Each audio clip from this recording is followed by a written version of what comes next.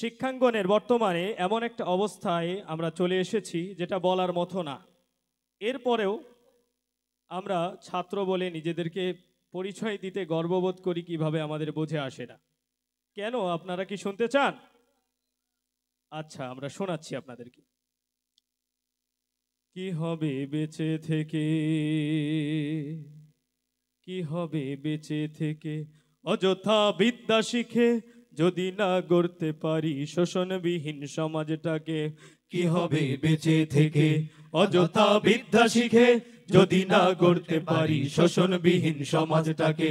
কি হবে বেঁচে থেকে, কি হবে ছাত্র সেজে চুমুখে ছনদখানা, যদি হয় বিদ্যালয়টা পতিতাদের আড্ডাখানা। ঠিক না?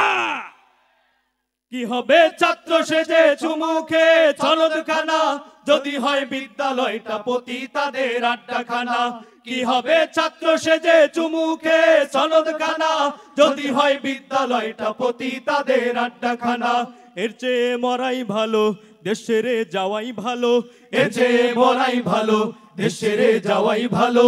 কি হবে ধোকা দিয়ে বিবেকটাকে, কি হবে ধোকা দিয়ে বিবেকটাকে।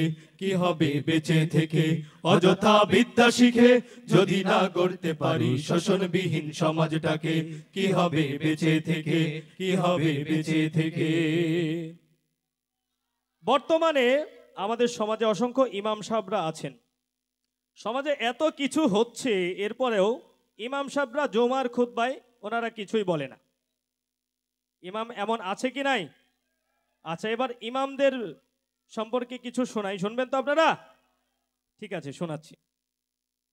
কি হবে আলেম হয়ে ইমাম সেজে সমাজেতে, পারো যদি সত্য কথা উচ্চ স্বরে না বলিতে। ঠিক না? কি হবে আলেম হয়ে ইমাম সেজে সমাজেতে, পারো যদি সত্য কথা উচ্চ স্বরে না বলিতে। কি হবে আলেম হয়ে ইমাম সেজে সমাজেতে, পারো যদি সত্য কথা উচ্চ স্বরে না বলিতে। চাকরির ভয় করো যদি ছেড়ে দাও ওই না গদি। চাকরির ভয় করো যদি ছেড়ে দাও ওই না গদি। কি হবে ধোকা দিয়ে আল্লাহকে, কি হবে ধোকা দিয়ে আল্লাহকে।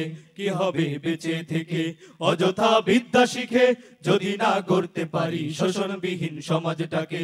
কি হবে বেঁচে থেকে, কি হবে বেঁচে থেকে।